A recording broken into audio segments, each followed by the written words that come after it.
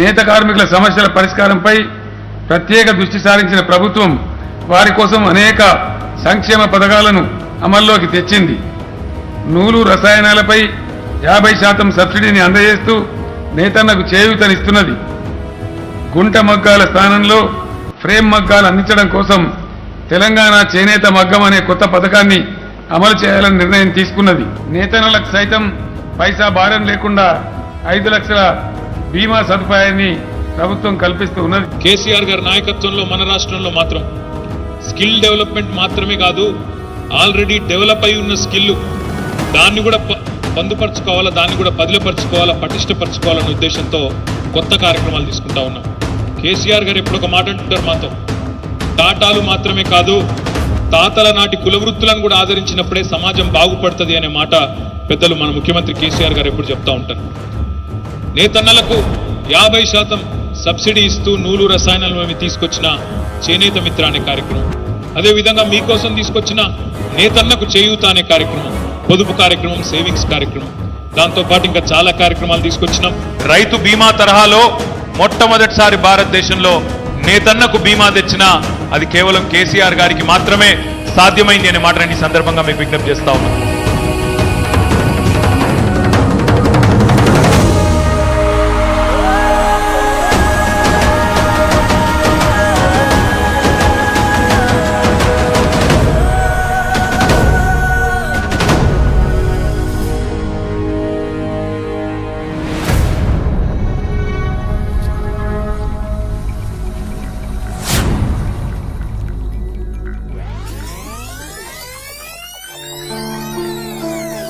నాకు కేసీఆర్ సార్ ఉన్నప్పుడు ఇంత కష్టమే లేకుండే. ఆయన చేసుకున్న కాడికి ఆ పనికి వచ్చి మంచిగా బతికినాం. ఏమంటే కాంగ్రెస్ వచ్చిందా మా జీవితాలే మారిపోయినాయి. పని లేక ఏది లేక చిన్న పిల్ల ఇప్పుడు చేసేటాయన ఇంటి పెద్ద వేయినాక ఎంత కష్టం ఉంటది అనేది అది అనుభవించిన వాళ్ళకే తెలుస్తుంది. 10 నెలల నుంచి మా వర్కర్లు కూడా ఇప్పుడు ఉపాధి లేక అట్టిగానే ఉన్నారు. ఇప్పుడు మీరు చూసినట్టు మా కార్ఖానా మొత్తం ఒక 10 months నుంచి మాకు మొత్తం బందే ఉంది. మాకు ఫస్ట్ నుంచి కేటీఆర్ చేయబట్టి బతుకమ్మ చీరలు తెచ్చుట్లా మేము కొద్దిగా ముందుకు వెళ్ళగలిగాం. ఇప్పుడు ఈ కాంగ్రెస్ ప్రభుత్వం వచ్చిన నుంచి ఎలాంటి ఉపాధి లేదు. ఆర్వీఎం కానీ మాకు ఈ బతుకమ్మ చీర ఆర్వీఎం కానీ మాకు ఎలాంటి ఉపాధి ఏమో కల్పిస్తలేడు. కానీ మాకు కేటీఆర్ ఉన్నప్పటి నుంచి చాలా ఆనందంగా ఉన్నాం. కానీ ఈ గవర్నమెంట్ వచ్చిన నుంచి మాకు ఎలాంటి ఉపాధి లేదు. కేటీఆర్ ఉన్నప్పుడు మాకు యథావిధిగా నడిచేది. ఇప్పుడు ఈ కాంగ్రెస్ ప్రభుత్వం వచ్చిన నుంచి యూనిట్ కు 8 రూపాయలు చొప్పున మాకు ఇస్తుండు. అంటే మాకు కేటీఆర్ ఉన్నప్పుడు ₹2.75 దాకా వచ్చేది. ఇప్పుడు ₹8 కట్టాలంటే మాకు ఈ నడిచే నుంచి రూపాయిన్నర మీటర్కు కరెంట్ బిల్లుకే వెళ్తుంది. తను 15 సంవత్సరాల కిందట కొల్లాపూర్ నుంచి సిరిసిల్లకు వచ్చాడు.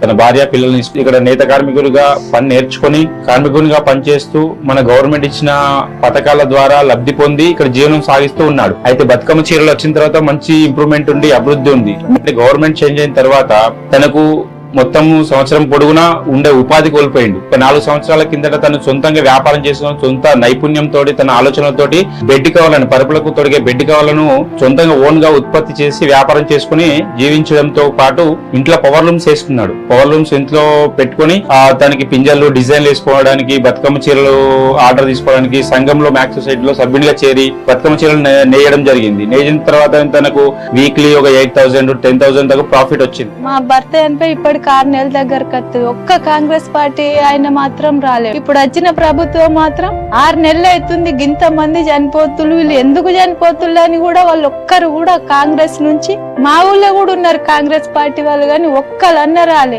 గవర్నమెంట్ చేంజ్ అయిన తర్వాత తనకు ఉపాధి కోల్పోయిండు. దాని ద్వారా తన ఇంట్లో ఉన్న 4 జోడీల సాంచలను కూడా అమ్మేసుకోవాల్సిన పరిస్థితి. చివరికి ఇంట్లో ఉపాధి లేక తన సొంత బండిని కూడా అమ్మేశాడు. టైలరింగ్ చేస్తున్నా. నెలకు 2-3 వేలు అంతకంటే ఎక్కువ నాతో అయితేనే లేదు పిల్లలను చూసుకొనిది. ఈ 2-3 వేలలో నేను అప్పులు కట్టాలి, పిల్లల్ని పెంచుకోవాలి, వాళ్ళని చదివిపియాలి, వాళ్ళకి బట్టలు పెన్నులు. వాళ్ళు చిన్న పిల్లలు, వాళ్ళకి తెలుసా ఇంట్లో పరిస్థితి, అడుగుతూనే ఉంటారు మమ్మీ కొని అని. ఇట్లా లేకూడదు. అందరు సమానంగా చూసిండు కేటీఆర్ సార్, కేసీఆర్ సార్ వాళ్ళు. ఏదైనా ఆ పెద్ద సార్ రాకున్నా కేటీఆర్ సార్ అయితే మా సిరిసిల్లకు చిన్న ఏదైనా వచ్చి అందరికి ధైర్యం చెప్తుండే. తన వల్ల తన దగ్గర లేకున్నా నేనున్నా అనే ధైర్యంతో ఇప్పుడు మొన్న అన్నాడు నాతో, నేను ఇప్పుడు పదవిలో లేకున్నా సరే అమ్మ నీకు నేను ఎప్పుడు సపోర్ట్ ఉంటా, పదవి ఏముంది ఇయ్యాలి ఒకరిది రేపు ఒకరిది, నేను మాత్రం సపోర్ట్ ఎప్పుడు మీ అటువంటి లేనోళ్ళకే ఉంటా అని ధైర్యం చెప్పి